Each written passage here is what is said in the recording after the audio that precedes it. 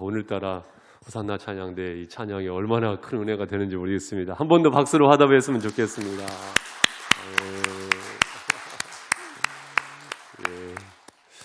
우리 앞뒤 좌우 서로 함께 축복하실 때 마스크는 썼지만 여러분 얼굴이 활짝 빛나는 얼굴로, 어떤 얼굴로요? 활짝.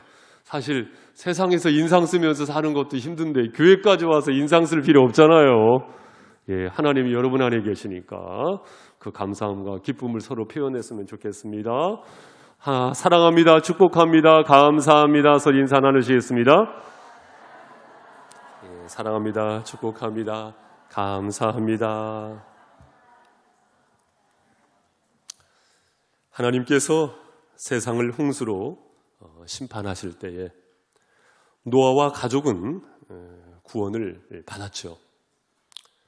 하지만 그 방주 안에서 캄캄한 시간을 보내야 했었습니다. 그 방주 안에서 얼마나 그 시간이 지루했을까 이런 생각을 해보게 됩니다. 40주야 동안 어마어마한 비가 내렸죠. 그리고 일정 기간 동안의 시간이 흐른 뒤에 이 방주가 아라랏산에 걸리게 되는 것 아니겠습니까? 그리고는 또한 일정 시간이 지났어요. 이 노아는 방주의 창문을 열고 비둘기를 날려보냈습니다. 그런데 이 몇 날 지나서 비둘기가 다시 돌아온 거예요. 아직 땅이 묻이 드러나지 않았다는 것이죠. 그리고는 7일 후에 다시금 비둘기를 날려보내게 됩니다. 그때 반가운 소식이었죠. 뭐예요? 이 비둘기가 감람나무 잎사귀를 물고 온 것입니다. 반가운 소식 무엇입니까? 묻이 드러났다는 것입니다. 땅이 드러나게 되었다는 것입니다. 아마도 이때 노아를 비롯한 가족들이 덩실덩실 춤을 추지 않았을까, 이런 상상을 해봅니다. 아마 노아와 가족만이 뿐만 아니라 그 안에 있었던 짐승들, 코끼리도 호랑이도 기린도 아마 같이 춤을 추지 않았을까, 이런 생각이 듭니다. 어둠의 시간을 보낼 때에 사실은 노아에게 있어서 그 시간도 은혜였어요. 그 긴 시간을 보낼 때도, 암흑의 시간도 사실은 또 다른 은혜였죠. 그리고 나서 새로운 시작을 하게 된 것입니다. 우리에게도 새로운 시작이 있을 수가 있습니다. 그 새로운 시작을 어떻게 할 것이냐, 그 새로운 시작을 어떻게 할 것이냐, 이 질문을 던지면서 오늘의 말씀을 만날 수 있다고 한다면 더 좋을 것 같습니다. 새로운 시작을 어떻게 할 것이냐. 본문의 말씀 마태복음 3장 13절 우리 한 번 더 같이 읽겠습니다. 시작. 이때에 예수께서 갈릴리로부터 요단에서 요한에게 침례를 받으려 하시니. 이때에 여러분, 비로소 때가 된 것입니다. 예수님께서 30년이라는 평범한 시간을 사셨어요. 그리고 이때에 이미 아시다시피 예수님께서는 누가복음 2장 말씀에 보면은 12살 때에 성전에서 랍비들과 함께 대화를 합니다. 그때 랍비들이 깜짝 놀라는 것입니다. 왜요? 그 지혜와 그 대답을 놀랍게 여기더라. 이미 예수님께서는 하나님의 아들이시요 또한 메시아이시지만 30년을 기다린 것입니다. 왜 30년을 기다리셨을까요? 왜 30년을 기다리셨을까요? 민수기 4장 말씀에 보면 레위지파, 그러니까 고핫 자손과 게르손 자손과 무라리 자손, 이 레위지파가 성전에서 일을 할 때에, 성막에서 일을 할 때에 몇 세부터 일을 했습니까? 30세부터 일을 했단 말이에요. 그러니까 우리 예수님께서도 구약의 전통을 어느 정도 따르셨다라는 것을 알 수가 있고, 30세에 비로소 공생애, 모든 일을 위한 생애를 시작하신 것이죠. 30년을 기다리신 것입니다. 여기에서 아주 중요한 메시지를 받습니다. 그것은 무엇이냐면 기다려야 할 때가 있다는 것입니다. 기다려야 할 때가 있다는 것입니다. 밥이라는 것도 뜸이 드는 시간이 필요할 때가 있지요. 농부가 씨앗을 심고 곧바로 추수를 거두는 것이 아니잖아요. 기다리는 시간이 필요합니다.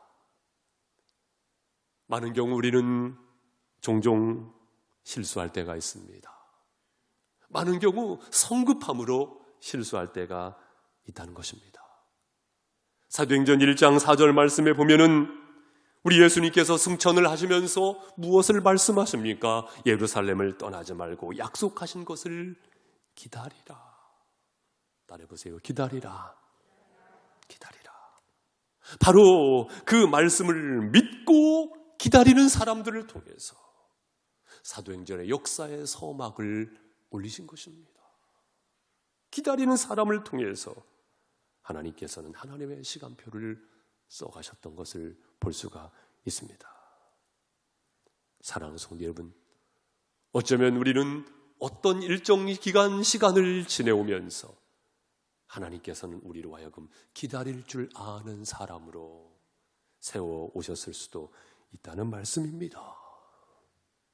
우리에게 있어서 새로운 시작은 기대와 설레임을 갖게 합니다. 감사와 기쁨을 갖는 것 너무나 좋습니다. 더불어서는 여러분, 기다림의 사인이 있을 때에 기다릴 줄 아는 성숙함이 있어야 합니다. 왜요? 내가 아닌 하나님께서 일하실 것이기 때문입니다. 서두에 말씀을 드렸던 노아 같은 경우에도 방주에서 나오게 되면서 곧바로 활개를 치면서 그 무엇인가를 한 것이 아니에요. 무엇했습니까? 제단을 쌓고 번제를 드렸습니다. 무슨 말씀입니까? 기다릴 줄 알았다는 것입니다. 사랑하는 성도 여러분, 믿음이 있으면 기다릴 줄 압니다. 내가 아닌 하나님께서 일하심을 믿을 때에 그 삶 속에 기다림이 있지요. 또한 13절 말씀을 다시 한번 기억해 볼 때에 요한에게 침례를 받으려 하시니, 무엇을 받으려 하시니? 침례를 받으려 하시니. 그때 이 요한은요, 한사코 사양을 하잖아요. 그때 주님 말씀을 하십니다. 이제 허락하라. 우리가 이와 같이 하여 모든 의를 이루는 것이 합당하니라. 그러하면서 16절 말씀에 보니까 예수께서 침례를 받으시고 곧 물에서 올라오실세. 그러니까 물방울 떨어뜨리는 그 세례를 받으신 것은 아니라는 것을 알 수 있어요. 물에서 올라오실세. 하늘이 열리고 하나님의 성령이 비둘기같이 내려 자기 위에 임하심을 보시더니. 사랑하는 성도 여러분, 침례를 받으셨다 그것입니다. 이 자리에 계신 한 분 한 분께서도 침례를 받으셨을 것이고 또한 침례를 받으실 예정일 것입니다. 물론 약식으로 받으신 것도 너무나 감사한 것이죠. 그런데 여기에서 중요한 것이 있죠. 세례를 받으셨던, 침례를 받으셨던, 다 좋습니다. 하지만 여기에서 중요한 것은 어떤 고백으로 세례를 받으셨고 어떤 고백으로 침례를 받으셨냐, 그 말씀입니다. 어떤 고백으로 받으셨습니까? 여러분, 그때 그 고백이 변하셨습니까? 변하지 않으셨습니까? 여러분 한번 스스로 대답을 해보세요. 그 침례를 받으실 때에 그 고백이 변하셨습니까? 변하지 않으셨습니까? 또 이런 질문을 해드리고 싶어요. 결혼을 하실 때 나는 당신만 사랑해. 나는 당신만 사랑해. 그 고백이 변하셨습니까? 변하지 않으셨습니까? 한번 스스로 대답을 해보십시오. 이것을 설명드리기 위하여 먼저 오해를 씻기 위하여 이 말씀을 드리고 싶어요. 여러분, 약식으로 세례를 받으셨던, 성경 그대로 침례를 받으셨던, 침례를 받는다는 것은 죄를 씻는 것이 아닙니다. 물로 죄를 씻는 것이 아니에요. 죄를 씻는 것은 오직 예수 그리스도의 피, 보혈을 통함인 줄로 믿습니다. 죄를 씻는 것이 아니에요. 침례는 죄를 씻는 것이 아닙니다. 여러분, 그 의식을 왜 물에서 하지요? 물에서 그 의식을 하는 이유가 무엇일까? 그 이유는 사람이 흙이거든요. 첫사람의 이름 아담, 히브리어로 아담아라는 말이 흙이라는 말입니다. 너는 흙이기니 흙으로 돌아갈지어다. 사람이 흙이거든요. 최흙, 이흙, 박흙, 한흙, 여기 계신 한 분 한 분이 사실은 다 흙이십니다. 저도 흙입니다. 그런데 여러분, 그 흙이 물속으로 들어가면 어떻게 되지요? 물속으로 들어가면은요, 형체가 없어지는 것입니다. 다시 말씀드리면 죽는 것입니다. 따라서 그 의식을, 거듭남의 의식을 물에서 하는 이유는 바로 이것입니다. 나는 아무것도 아닙니다. 나는 아무것도 아닙니다. 나는 죽었습니다. 나는 죽었습니다. 그리고는 물에서 올라오실세. 여러분 침례 받으실 때 물에서 올라오셨잖아요. 이것은 뭐예요? 예수 그리스도와 함께 부활합니다. 사랑하는 성도 여러분, 이처럼 침례를 받는다는 것은 예수와 함께 죽고 예수와 함께 산다. 이것을 고백하는 것으로의 침례를 받는 것이죠.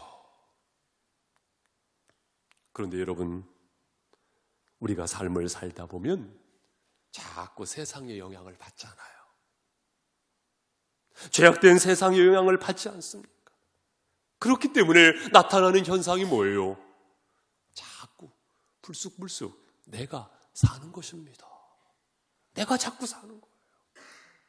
내가 자꾸 사니까 불화가 있고 시기가 있고 때로는 교회를 가로막게 되어지고 때로는 영적인 암흑의 시간으로 닫게 되어지고 때로는 혈기를 내고 그것도 가장 가까운 사람에게 혈기를 내고 하나님을 의를 이루는 행동이 아니지요. 그것이 왜 있게 된다고요? 내가 사니까. 한 알의 밀알이 땅에 떨어져 죽지 않으면 열매를 맺을 수 없고 죽으면 많은 열매를 맺느니라. 우리는 이 영적인 원리, 영적인 사이클을 잃어버릴 때가 있잖아요. 하지만 여러분, 우리의 새로운 시작 속에는 침례를 받은 사람으로서 또한 침례를 받을 사람으로서 나는 어떻게 되고 죽고 예수로 사시는 믿음의 시간을 여실 수 있기를 주님의 이름으로 축복합니다. 우리 옆에 계신 분에게 말씀해 주세요. 나는 죽고 예수로 살겠습니다. 3분 이상 시작. 나는 죽고 예수로 살겠습니다. 나는 죽고 예수로 살겠습니다. 나는 죽고 예수로 살겠습니다. 여러분, 이 고백이 어색해서는 안 됩니다. 표현하시고 서로에게 권면도 하시고. 공동체가 뭐예요? 관계성이거든요. 서로를 통해서 나의 모습을 보고 또한 격려를 받고 또한 격려와 지지를 상대방에게 안겨주고 이 영적인 지지가 서로에게 있을 수 있기를 주님의 이름으로 부탁을 드립니다. 세 번째로는 4장 1절 말씀으로 가보세요. 그때에 예수께서 성령에게 이끌려 마귀에게 시험을 받으러 광야로 가사. 여러분, 우리 예수님께서 새로운 시작, 공생애를 여시면서 그 과정 속에 보니까 마귀에게 시험을 받으셨단 말씀이에요. 그런데 성령에게 이끌리어, 무엇에게 이끌리어? 성령에게. 바로 성령님께 이끌림을 받으셔서 마귀에게 시험을 받으셨다 그거예요. 아니, 어떻게 성령에게 이끌림을 받았는데 마귀에게 시험을 받을 수가 있는 겁니까? 이런 생각을 하실 수가 있겠지만, 그러나 여러분, 이 말씀은 무엇을 말씀하고 있는 것입니까? 예, 마귀의 시험은 누구에게나 있습니다. 그런데 그 순간에도 누구의 이끌림을 받아야 해요? 마귀의 이끌림을 받아야 해요? 그렇지 않습니다. 성령에게 이끌림을 받을 때 그 시험은 승리의 시험이 될 줄로 믿습니다. 승리의 시험이 되는 것입니다. 그래서 우리의 새로운 시작 가운데는 바로 이 고백이 있어야 합니다. 나는 오직 성령의 이끌림을 받겠습니다. 내일 군입대를 하는 우리 수연 형제도 성령의 이끌림을 받겠습니다. 할렐루야! 우리 수연 형제 할렐루야! 예, 다른 곳에 이끌림을 받는 것이 아니고, 사람의 이끌림도 아니고, 죄의 이끌림도 아니고, 세상의 이끌림도 아니고, 성령의 이끌림을 받겠습니다. 그러한 가운데 승리의 역사가 있는 것이죠. 사도 바울도 로마서 7장 24절 말씀해 보니까, 오라 나는 곤고한 사람이로다. 이 사망의 몸에서 누가 나를 건져내랴. 사망의 몸이라고 스스로를 고백하고 있어요. 왜요? 내 속에는 하나님의 법을 즐거워하는데 다른 법이 있다는 것입니다. 바로 죄의 법으로 나를 사로잡는 것을 보는도다. 이 두 법이 싸우고 있다는 거예요. 그러한 긴장관계 속에서 무엇을 선택할 것이냐? 그것은 누구의 몫입니까? 나의 몫입니다. 사랑하는 성도 여러분, 순간순간 성령의 이끌림을 받으시기를 바랍니다. 새로운 시작을 하면서 성령 충만해야 합니다. 따라해보세요. 성령 충만. 성령 충만. 술 취하지 말라. 이는 방탕한 것이니 오직 성령의 충만함을 받으라. 성령의 충만함을 받으라. 우리 믿음의 가족 한 분 한 분께서는 성령으로 충만함을 받아야 하겠습니다. 성령으로 충만하십시오. 그런 가운데 그 성령의 이끌림을 받으십시오. 그렇다면 성령의 충만함을 받는다는 것은 무엇입니까? 성령 충만과 함께 가야 하는 것이 있어요. 그것이 무엇이냐면, 우리가 마태복음 4장 말씀을 함께 보셨습니다마는 예수님께서 세 가지 시험을 받으시잖아요. 이 사탄 마귀의 유혹은 이것입니다. 돌덩이가 똑덩이가 되게 해봐라. 그리고 또한 성전 꼭대기에 데리고 가셔서는 뛰어내려 보라는 거예요. 아, 사자들이 너의 발을 받쳐주지 않겠느냐, 그거예요. 그리고 또한 산으로 데리고 가서 천하만국을 보여주면서 내게 경배하면 이 모든 것을 너에게 주겠다는 것이죠. 이 세 가지입니다. 요한일서 2장 16절에 보면은 이는 세상에 있는 모든 것이 육신의 정욕과 안목의 정욕과 이생의 자랑이니 다 아버지께로부터 온 것이 아니요 세상으로부터 온 것이라고 말씀하고 있는데요. 이 세 가지 시험입니다. 40일 동안 금식하신 예수님에게 돌덩이가 똑덩이가 되게 해봐라. 예수님의 눈이 휘둥그레질 수 있는 것이지. 먹는 문제를 가지고, 육신의 정욕의 문제를 가지고 예수님을 넘어뜨려 보려고 한 것이에요. 또 하나 어떻습니까? 성전 꼭대기에서 뛰어내리면 사자들이 너의 발을 받쳐주지 않겠느냐. 예수님의 어깨를 으쓱하게 만드는 것입니다. 이생의 자랑의 문제를 가지고 예수님을 넘어뜨리려 한 것입니다.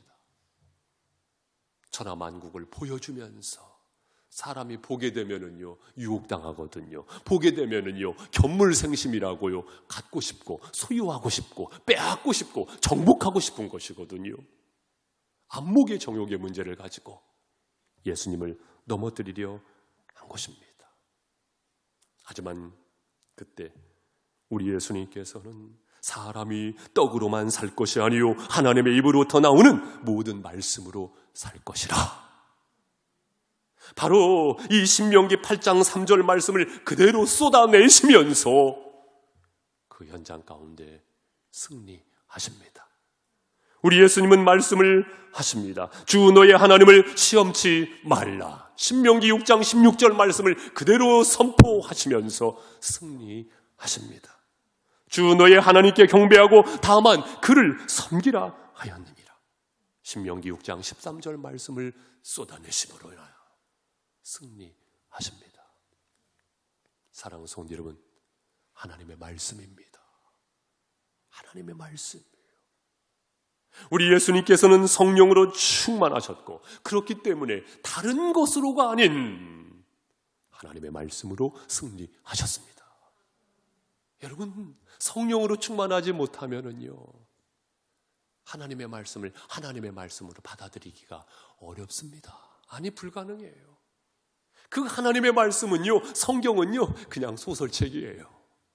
성령으로 충만하지 않냐면, 성령으로 충만한 가운데 레마의 말씀으로 순간순간 날마다 받으시고 그 말씀으로 영적 승리를 거두시는 복된 은혜가 펼쳐지기를 주님의 이름으로 축복합니다. 그래서 성령 충만은요, 감정 충만이 아니에요.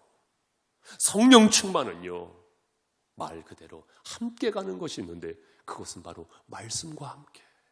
따라해보세요. 말씀과 함께. 예, 말씀과 함께 가는 것입니다. 말씀이 저버려진다고 한다면 자체 신비주의에 빠질 수가 있는 것이거든요. 말씀과 함께 가는 것입니다. 이 건강한 영적 삶이 우리 믿음의 가족들의 삶이 되어야 합니다. 또한 말씀을 강조해 드리는 데 있어서 여러분이 기억해야 할 것이 있지요. 그 말씀 충만이 과연 성령 충만으로 드러나게 되기 위해서는요, 함께 가야 하는 것이 있지요. 그것은 바로 기도입니다. 기도가 없이 말씀을 만난다고 한다면은 그냥 활자에 지나지 아니할 수 있는 것입니다.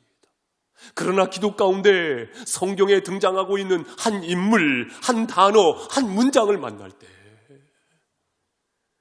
오아시스를 만나는 기쁨이 있지요. 사랑하는 성도 여러분, 하나님의 말씀을 읽고 묵상하는 가운데 기도 중에 만나실 수 있기를 바랍니다. 기도가 없이 하나님의 말씀을 제곡제곡 쌓아간다는 것, 사실은 별로 좋은 현상이 아닙니다. 우리 교회 수요일 저녁에 수요 성경대학도 하지만 기도가 없이 하나님의 말씀을 제곡제곡 쌓아간다는 것 별로 좋은 것이 아닙니다. 기도가 없이 하나님의 사명을 감당한다는 것, 시험에 빠지기 딱 좋습니다. 여러분, 여러분의 기도의 골방의 자리에 먼지가 쌓이지 않도록 하십시오. 교회는 기도의 집이지요. 여러분의 기도의 자리를 잘 지키십시오. 결코 썬데이 크리스찬으로 사는 일이 없기를 바랍니다. 여러분, 기도를 통하여서 우리는 하나님의 말씀의 소중함과 과연 하나님의 말씀이 하나님의 말씀됨을 인정하게 되어지고, 기도를 통하여서 성령 충만함으로 좁은 길 걸어가는 것이 기쁜 겁니다. 여러분, 기도가 없다고 한다면 과연 그것이 가능하겠습니까? 오늘 신인집사 교육도 있습니다마는 또한 한 주간 동안 우리 아이들, 또한 청소년들, 청년들, 또한 수련회도 있습니다마는 정말 중요한 게 무엇이냐? 바로 이 기도죠. 기도죠. 기도가 없이 우리가 어떻게 이 세상을 헤쳐나갈 수가 있겠습니까? 어떻게 직분자로서 사명을 감당할 수가 있겠습니까? 기도가 살 길이거든요. 목사도 마찬가지고, 이 자리에 계신 한 분 한 분도 마찬가지고. 사랑하는 성도 여러분, 기도를 통하여서 하나님의 말씀이 하나님의 말씀 되어지고 성령 충만함을 이어나가실 수 있는 여러분의 시작이 되실 수 있기를 바랍니다. 우리 마지막으로는 11절 말씀, 마태복음 4장 11절 함께 합독하시지요. 시작. 이에 마귀는 예수를 떠나고 천사들이 나와서 수종드니라. 아멘. 마귀는 예수를 떠나고 천사들이 나와서 수종드니라. 여러분에게도 이 은혜가 펼쳐지시기를 주님의 이름으로 축복합니다. 마귀가 떠나고 천사들이 나와서 수종드니라. 예수님의 새로운 공생에 나만을 위한 생애가 아니고 공생애가 펼쳐지게 된 것이거든요. 여기에서 강조해드리고 싶은 것이 바로 무엇이냐면요, 두 눈을 번쩍 뜨고 한번 보세요. 천사들입니다. 따라해보세요. 천사들.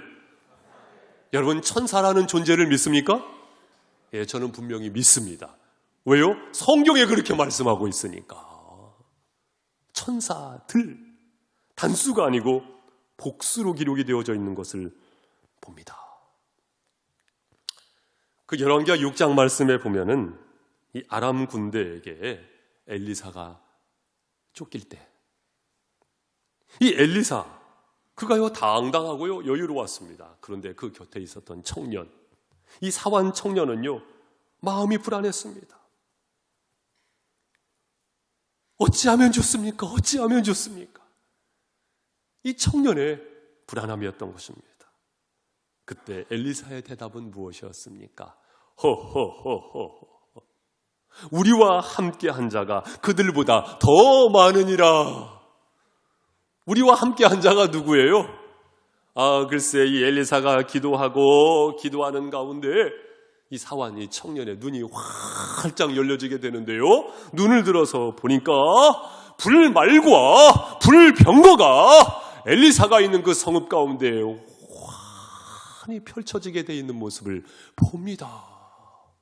뭐예요? 천군 천사가 지키고 있는 것입니다. 여러분, 그렇습니다. 우리가 이 믿음의 고백으로 살 때에 하나님의 천군 천사가 함께 하심을 믿으실 수 있기를 바랍니다. 이 믿음의 고백은, 예수를 따르는 이 믿음의 고백은 이만큼 소중한 것이죠. 사랑하는 성도 여러분, 여러분의 새로운 시작 가운데 이 영적 담대함과 이 용기를 품으시기를 주님의 이름으로 축복합니다. 어쩌면 노아의 방주 속 어둠과 같이 긴 시간을 보내오셨을지 모르겠어요. 이번 겨울에 추위가 있었는데 이 추위만큼이나 혹독한 시간이 있으셨을지도 모르겠습니다. 거기에서 우리가 배운 것이 무엇입니까? 기다림의 소중함 아니겠습니까? 때로는 우리 주님께서 기다림의 사인을 주셨을 때 기다릴 줄 아는 성숙함과, 나는 예수와 함께 죽고 예수와 함께 산다는 믿음의 고백 속에서 하나님의 말씀 힘입어서 성령의 충만함으로 주님의 선하신 인도하심이 있는 저 여러분의 발걸음이 되시기를 주님의 이름으로 축복합니다. 기도하겠습니다.